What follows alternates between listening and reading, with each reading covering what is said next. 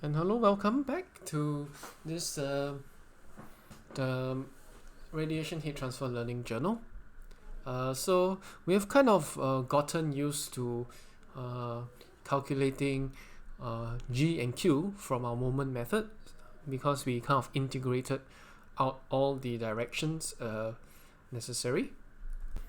Because we integrated out these directions and thus we transformed them into two equations, right? So we have two equations now in terms of Q and G. Of course, this is only for a 1D kind of a situation where you have a top plate and a bottom plate, and it's a very simple kind of a geometry. So this is only kind of applicable for that. So what we want to do is kind of have a more generalized method for more complex geometry like 2D and 3D geometry. And so we need to think about how to get these things done. Alright, you need to get these things done. So we want to have something a little bit more general. Okay, we want to have something a little bit more general, like having this intensity in terms of some mathematical function. So we saw that for our two flux model, we know the intensity is actually I plus for mu equals to 0 to 1, and intensity equals to I minus from mu equals -1 to 0. So that actually helps with the intensity part once we construct it out using Q of tau and G of tau, which are the heat flux and of course the I think the integral of all the incoming radiation over all solid angles. So we have this, but can we express this intensity in terms of some mathematical function so that we can try and spot some patterns and have a generalized form, so we can extend it to 2D 3D. Of course we can. We can do that, and that's what we're going to do now. So first let's get our moment out, meaning to say, okay, let's tidy up our equations, okay, so that we can make I plus and I minus the subject. So alright, we have G plus 2Q equals to all of this here, and G so all of this here, this is from, of course, our boundary conditions, okay, or you can just add it from here, G and 2Q. So G plus 2Q equals to this. Alright, G plus 2Q equals to this. So I plus times 4 pi equals to G plus 2Q. We can do the same for I minus, and then we'll get G minus 2Q equals to 4 pi times I minus. So we make I plus and I minus the subject, and this is what we come up with. Now there's a pattern over here for which we can start to do some kind of mathematical expression. We take a look. Whether it's I plus or I minus, there'll always be sort of a G term. There'll be a G term, which is also the zeroth moment. Okay, so the G term, or G over 4 pi, if you want to consider the factor in front, G over 4 pi term, that actually is constant regardless of direction. So this is a direction independent term. Then the next term, the 2Q term, is actually direction dependent. So if it's I plus or mu equals to 0 to 1, this direction dependent term takes a value of 2Q.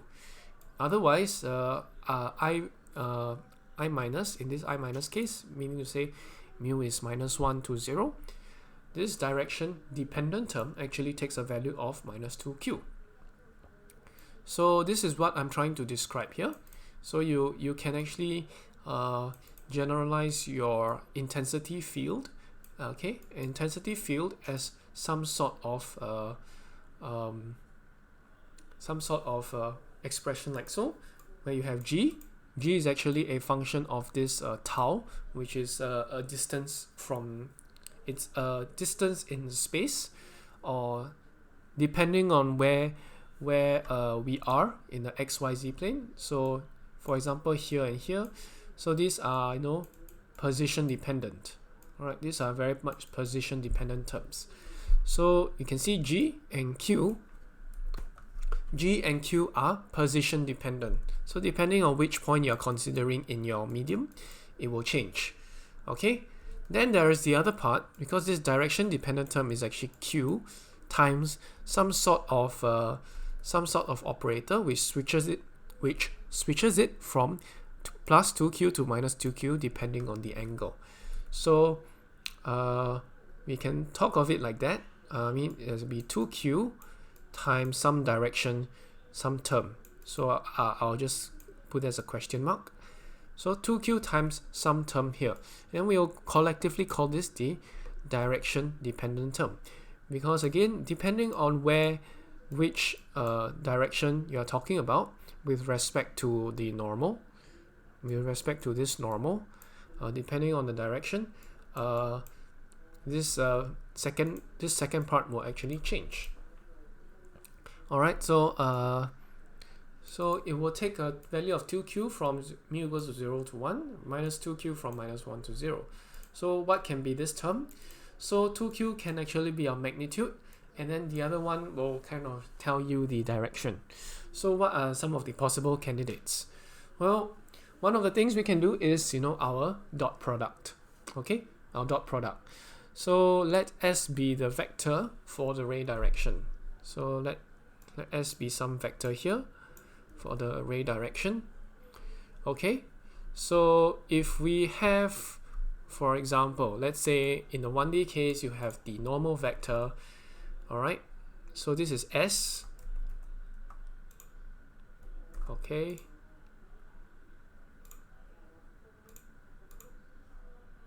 lagging a bit.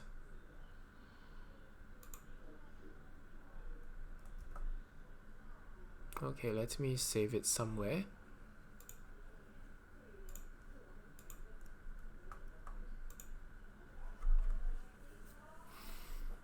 Okay, let's see. Let's say you have your N here. Okay, your N here, and this is your normal vector. And depending on which direction of okay, let's put this as 1, 0, 0. Depending on which way your S is pointed. For example, let me use a blue. Let's say you have a S over here, and S is just pointed this way, right? S is pointed this way. So if you have a dot product of N dot S, alright, N dot S, that actually gives you some sort of magnitude, right? So this is N dot S equals to the, if we have a dot product, we will have N, and then we have S, and then we have mu, which is, mu is actually cosine theta, right? Where theta is like something like this angle between N and S. So I think I better use another software to draw. Okay, anyway, so we have N and S as such. N dot S equals to N S cosine theta, and that's equals to N S, and then you have your mu here. Alright, so that is basically the idea we have. Alright, so we have a mu dependent term, right, over here, and then of course we have the magnitude of N and S. Of course, we actually want we have a dot product here already. So the magnitude of this dot product is unfortunately adjusted by mu. So what we can do is to we can normalize it using this magnitude of this dot product, right? So if let's say we have the magnitude of this dot product, that's actually equals to N S, okay, and then we'll have the magnitude, okay, magnitude of mu. So we have the magnitude of mu over here, and that should be, let me delete this. Oh wow.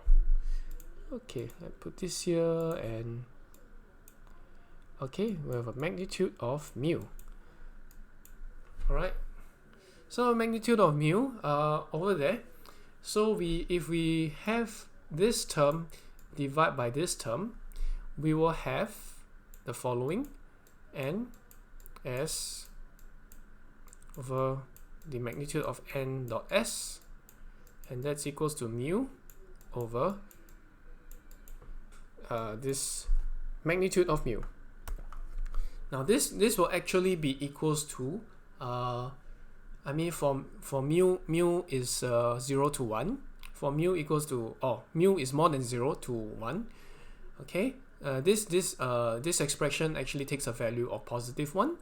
Otherwise, you'll take from mu equals -1 to just slightly less than 0, it will take a value of negative 1. The only problem, of course, is when mu equals to 0, then we have a 0 divided by 0 case. But for the most part, we are not too concerned about that, because that's kind of that's not really much of our concern. So we can just ignore that case for the time being. So the function can be as follows: mu over the magnitude of mu. So most of the time we are not interested in mu equals 0 for this case. So we can talk about radiation field as such, where I tau mu equals to 1 over 4 pi g tau, g as a function of tau, and then you have this direction dependent term, which is the q tau, 2 times q tau, and then this is actually based on position, and this one is based on direction. So another way of putting it in vector notation is actually this dot product over the magnitude of this dot product. Or in terms of moments, where you have g tau and q tau, we will have this form. So I of tau and mu equals to I0, I1, blah blah blah blah blah. This is for let's say a 1D case. Of course, we need to think about 3D as well, but we can see that in general we are starting to see a pattern. The intensity can be expressed as a series of these moments, I0, I1, I2, blah blah blah, and then we kind of give each of them a coefficient that is based on direction. Okay, so this one is direction independent. This one is this term here is direction dependent, so it's a product of this term. This moments is direction independent, but then you start inserting this direction dependent part, and then you can roughly reconstruct your intensity field. Okay, so that's how you do your intensity field reconstruction. So now we have to move on to something of the effect of 3D. Okay, 3D. Alright, so that's a bit more intimidating, but nevertheless, basically we can talk about 3D in terms of this. We take a look at this. Basically we can take a look at this. This I tau mu. The form we can write it is quite similar. All right. Okay. Consider this one. We have a direction independent term, and then this one is a direction dependent term. So now that we have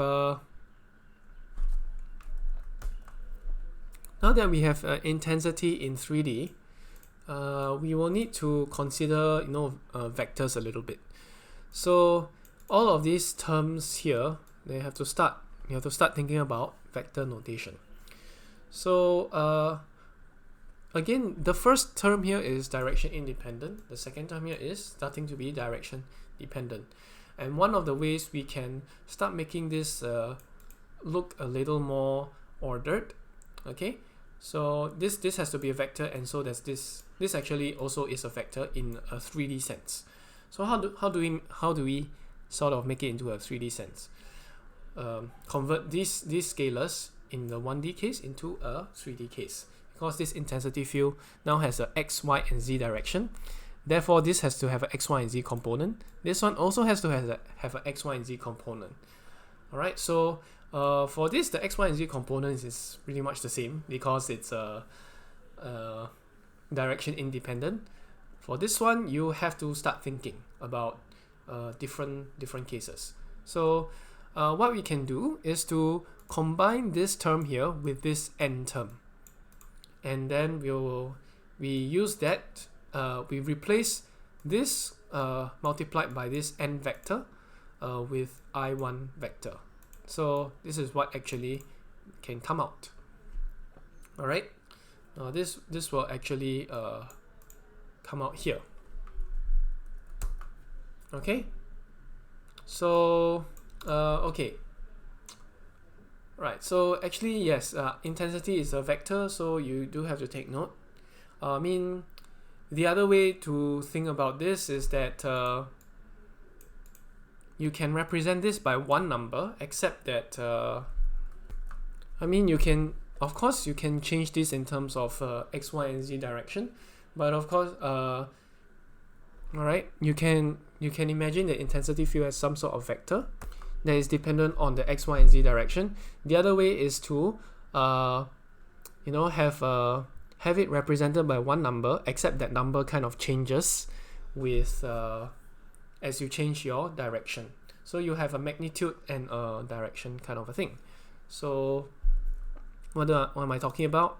I mean, vectors, I mean, there's more than one way of representing vectors, a vector term or something like that. So let's say you have a vector term like this.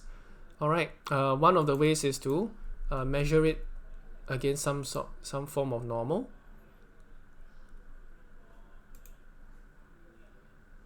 Okay.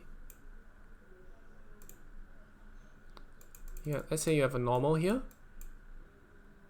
Okay, so you have a direction as follows. Theta will be that direction.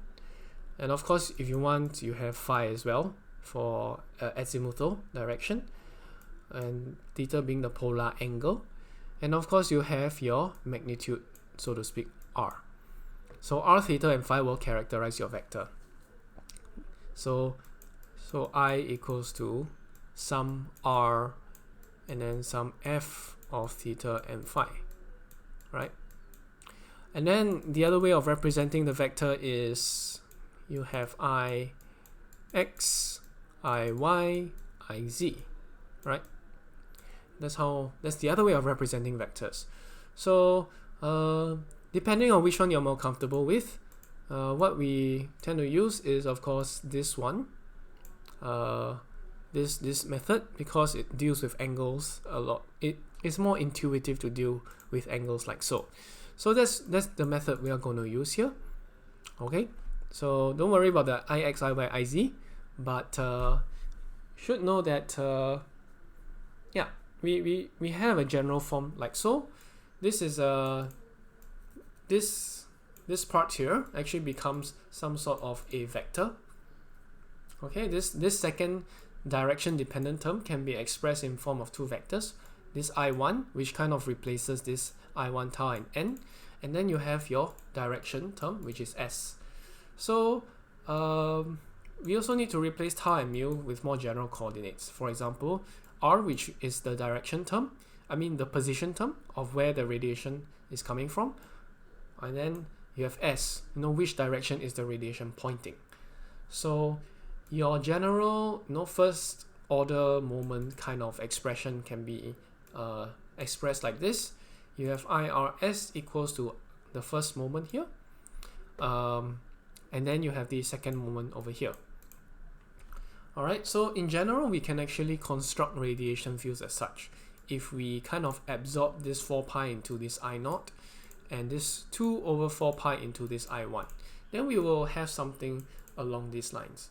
So this is not exactly a first moment, for example, and this is how we kind of just absorb it in because it's just a constant, but it's not, as we define it here, I1, I0 and I1 are not the first and the 0th and first moments anymore, but it's a constant containing the first moment and the 0th moment.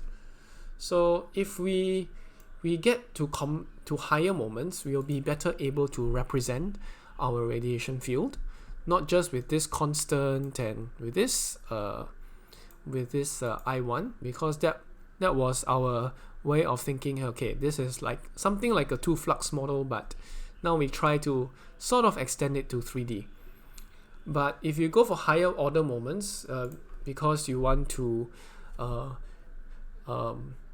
you don't want to just limit yourself to two flux, maybe you want higher and higher number of fluxes, you need to consider higher order moments as well. And this will be, more complicated as you go, because now you have tensor products as well, not just a one-dimensional matrix, but a 2D matrix. Okay, so multiple rows and multiple columns. So as you go in higher and higher order moments, the matrices become more and more complicated very quickly. So this is a 1 by 1 matrix, so to speak. This is a 3 by 1, and then this one is a 3 by 3 sort of a matrix. Okay, and then as you go higher and higher, there will be 3 by 3 by 3, and you keep going on. Okay, so we move on, and yeah, what does I2 actually look like? So I2 will have actually 9 components to it: I2XX, I2XY, I2XZ, I2YX, I2YY, I2YZ, I2ZX, I2ZY, and then I2ZZ. So all of this is being compressed into this I2 tensor over here, so to speak. But this is essentially what the moment method is about, where you can express this intensity as a sort of a polynomial, so to speak, in terms of these moments and this tensor and matrix products, tensor products and this dot products. So that you can see it gets really complicated, but what this allows us to do is to decompose. Again, the idea behind it, the conceptual idea behind it is simple. You want to decompose your transport equations into something you can solve that looks somewhat like a diffusion equation by integrating out all the angles. And this idea of integration out of angles, that is the basis of the moment method, and also actually this spherical harmonics. So the moment method actually gives us the baseline to understand what spherical harmonics is about, and actually this spheric harmonics is one of the more special cases of moment method, or you can think of it in that manner. So but this actually uses the spherical harmonics function, which you may or may not be familiar with, but I'll try to go through them slowly, or go through them. Okay, you'll see whether we can do it in the next few videos.